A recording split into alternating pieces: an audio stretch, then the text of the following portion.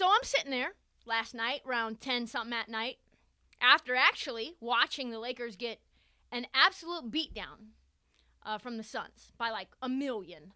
And I'm sitting there and I'm like, oh yeah, speaking of the Lakers, there's a little HBO series. Let me go check that out. So I checked out the first 2 episodes, centered around the Showtime Lakers of the 1980s. The show chronicles Dr. Jerry Buss.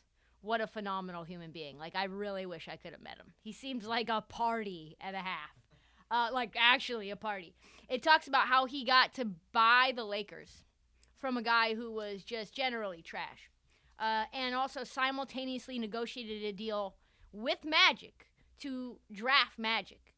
Magic basically held him up, said, well, I can go back to school if you don't pay me this amount of money to draft me. So it's got something for everyone. The cinematography's great, the music's great, the acting's amazing, some heavy hitters. I believe Adrian Brody will be playing Pat Riley, which is sick. You've got this guy who plays Kareem, who's really interesting. The guy playing Magic's good. But let me be real. Like, this is not a show. If you're looking for accuracy in the details of history, it's not exactly for you. Like, it's more along the lines of, like, Dan Brown and like the Da Vinci Code. It's closer to that than a documentary. Let's just say that. So people are big mad about how certain people that are real life and still in the NBA universe right this second, how they are depicted. So I get all that, right? But first and foremost, it details something that was true, which was in that time period, the league was in dire straits. Nobody gave a shit. The Lakers were worth a paltry $68 million. Nobody was interested in buying the team other than Dr. Jerry Buss. Financially, like I said, thin ice. It was Magic, it was Bird, it was Red Auerbach, the president GM of the Celtics, and Dr. Jerry Buss, that you can tell based on their vision, based on their star power, and how they saw players, how they began to highlight players as stars. Saved the sport, basically. Turned it into what it is today. Pioneers that helped take it to where it is now. You hear in the second episode, Dr. Jerry Buss tells his staff, like, this is show business. This isn't basketball. This is show business. Let's sell out the Forum. Why can't we sell this thing out 365 days a year? And they're like, not even Madison Square Garden sells out 365 days a year. And Dr. Jerry Buss looks at his assistant, who says everybody, has a dark period during their schedule. And he goes, those people aren't living in the land of the sun. Those people aren't living in the land of the sun. It's always sunny here. No dark times at the Forum. Yeah. And now you've got a situation where the NBA is more popular than hoops. League was suffering because they would not embrace human element of the sport. They were not drafting guys because they were too black. Like they were, you hear it in the episode, you hear it in the show. They're like, this guy is too pro movement. And it's like, you're not talking about like motion offense. We're talking about the movement, right? Like this guy's too pro the movement. And then Jerry Buss comes in. He's like, these guys aren't just athletes. I want Magic, not because he's a good player, but because he is a star. Look at that big old smile he's got. We can put that on a billboard. We can sell some shit. So that was remarkable. And what Buss rarely gets credit for is how he leaned into the very thing that others were saying was going to doom the NBA. Its very blackness. He was very happy to allow Magic to unapologetically be himself because he knew being the superstar that he was, that could make cash hand over fist. And that allowed others to embrace and draft black superstars as well. He sort of shaped Red Auerbach's lens and viewpoint on the world where he was going to draft Len Bias. And now, not very long after, you get Michael Jordan. Show's a blast. Beautifully shot, beautifully helmed by Adam McKay, dope-ass soundtrack. And where else are you going to seamlessly segue from Fred Astaire to Grandmaster Flash? Where the grittiness of the cinematography is so cool, too. Although, I guess some viewers might get put off by how often actors break the fourth wall. They literally talk to the camera all the time, which I think is kind of like a comedic thing of it. It goes between comedy and darkness pretty quick. But it's a reminder, big reminder of how important Dr. Jerry Buss is to or was to the history of the NBA. And there are things that will make people upset if they're a fan of Jerry West, who they make seem like an alcoholic and a rage monster. Apparently he never actually threw his MVP trophy through a window in his office because that window didn't even exist. There was no window there. I think Jerry West doesn't really drink, so that was an interesting little turn. Basically showed Jerry West abusing point guard Norm Nixon to the point where Norm didn't want him to have control of the team. If you're a Norm Nixon fan, it basically shows him bullying Magic into wanting to go back to school to the point where he wasn't even going to allow Jerry Buss to draft him. He was so shriveled into his confidence that he was going to, maybe I'll go back to East Lansing. Shit! So if you know these people, you're like, no, I fucking hate this. And I even asked some people. I texted people who have covered the sport during that time period. Hey, have you seen this new Lakers show yet? And one person was like, nope, never will. These people aren't fiction to me. This is not like a game. And I'm like, well, everything that's historically fiction is not really fiction, is it? So that's super interesting. But the one thing that you could say for sure, that stuck into my mind and was applicable to today, and it got me thinking about the Lakers to the point where I decided to write something about it, was that Dr. Jerry Buss came into a fledgling franchise with barely any money right when he got there, and his aspiration and his viewpoint as an owner, and he says it to Jerry West, he goes, isn't winning the whole point of this whole thing? Isn't winning the point of basketball, professional basketball, isn't winning every single game kind of our intention? And Jerry West says to him, all the other owners don't think so. Every other owner thinks we can't have this guy because the ratings will drop because he's too black, or this doesn't sell popcorn, or this, or we can't pay this guy because it costs too much in our salary cap. And he's like, no, I don't care what it is. Tell me what you need to win it all, and we'll do it. Tell me what you need to sell out the Forum, how much it costs, and we'll do it. And then I thought, man, I watched Alex Caruso come back for the Chicago Bulls, holding to their opponent to under 100 for the first time since he played last. And I was like, Dr. Jerry Buss would be rolling in his fucking grave right now. That Jeannie, his daughter, wouldn't fucking pay Alex Caruso. A stud, a role player who is probably one of the better defenders in the league, a culture guy who helped you get big minutes and to win a title, who wanted to stay, homegrown talent, and you just wouldn't pay him because you didn't want to go into luxury tax? He would be absolutely irate at this roster.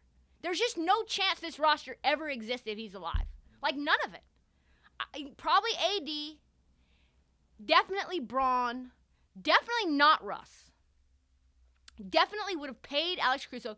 You would have figured things out with Kuz. You probably would have never traded Lonzo Ball. Probably would have never traded Julius Randle. Probably would have never traded Josh Hart. Probably would have never traded D'Angelo Russell. All of those guys, Jerry would have been all about. Stars. Brandon Ingram, probably would have traded him. He traded cold-hearted, traded Vlade Divac for the rights to Kobe Bryant. Cleared cap space. Boom, boom, boom, boom, boom, boom, boom. Had $118 million cleared out for Shaq, who never even told him whether he was going to go there yet. Cleared that out with the hope that maybe we could pay him, and they got him. These Lakers today, they simply just don't have the balls to make these moves. So that brings me to the state of these Lakers. Some wild comments that Anthony Davis made. His delusions, the whole thing is just delusional. But before the Suns destroyed them by 1 million, AD was asked by the media whether the groin injury he suffered in the playoffs was the difference that they lost. And he says, it was. We know that. The Suns know that. The Suns got away with one. What an inflammatory comment that is. They were up 2-1, but let's not act like Chris Paul could lift his arm. He got injured in game 1 as well. Let's not act like, oh, your injury just supersedes Chris Paul's injury, which happened before your little injury. Just stop that. And let's not act like the fact that if you could have beaten the Suns other than your groin injury, then why did you blow up that roster? If you were so good that your injury was the only reason that you couldn't go to the finals like they did, then why did they get rid of Alex Caruso? Why did they get rid of KCP? Why did they get rid of Kuzma? Why did they get rid of Montrezl Harrell? Why? Why did they decide to get a bunch of guys on veteran minimum contracts instead of rolling that same roster out again? Because you know that's a lie. That is a lie. Everybody knows that's a lie. You know who knows that's a lie? Devin Booker knows that's a lie as well. They asked Devin Booker, what do you think about what AD said? Of course, they tried to bait him into answering, and he ended up taking the bait. Nah, that's what's going to happen anyways. I just think it's funny. Yeah. Why do you think it's funny? It just is. I know what you're trying to do to win, but yeah. Nah, it's just all the ifs. And, you know, if was a fifth, we'd all be drunk. If my auntie had something between her legs, she'd be my uncle. You know. Wait, pause. If my auntie had something between her legs, she would be my uncle. What a tremendous under-the-radar comment that was. You know, it's a lot of ifs in this game. And, you know, you look at history along the lines, like there's something that comes up for every team during every season. So, you know, instead of just taking the high route and going, you have to make a comment like that. It's kind of funny. Monty even said before the game, like, well, Chris was hurt. And then he makes sure to let him know Chris Paul was also hurt. So I guess you move forward and you say, okay, well, we know Anthony Davis is not telling the truth, and he knows that. The franchise blew it up, got a bunch of guys that don't make no damn sense. So what do you do now? We know this. We've been talking about this. I've just come to the conclusion that the only move that you have three moves. You've got the draft, and they have no picks. You've got free agency. You've got no cap space. The only option that you have left is what? Trades. What are the assets left on the books? Tell me, what assets are left on the books? You've got LeBron James. You're not trading LeBron James. We know that. You've got Russell Westbrook. Gonna be difficult to trade Russell Westbrook for anything of significant value. I'm sure you'll get something. I'm sure a deal will get made. But does that take you to being a true contender, which is what LeBron James says he wants? I want to win more rings. I don't want to just win scoring titles. I want more rings. Who's left? You got a bunch of guys on minimum contracts. You got Malik Monk. He's going to be a free agent. Maybe do a sign and trade, get somebody for him. Maybe re-sign him. Maybe don't. Carmelo Anthony, he's old. He's not worth anything in the trade market. Got Kendrick Nunn. We've been waiting for his arrival all fucking season. The only person left is Anthony Davis. Only person that's left. That's it. I know that sounds crazy, and I know that the Lakers want to build around him for the future, and I know that he's 28, but he's 28, and his nickname is Street Clothes. His nickname is Street Clothes. He's only making $30 million a year. He makes $18 million less than Russell Westbrook. These are issues. He has stuff going on. And there are teams that are not wise yet to what's going on with Anthony Davis because they're paying attention to their own shit. Anthony Davis has a degenerative issue in his Achilles. We've talked about this time and time again. There are teams that would take a flyer on this guy. You have to tell Braun, listen, either you're gonna roll out with your guy and you're gonna continue to lose because Anthony Davis is not in a situation where he's healthy.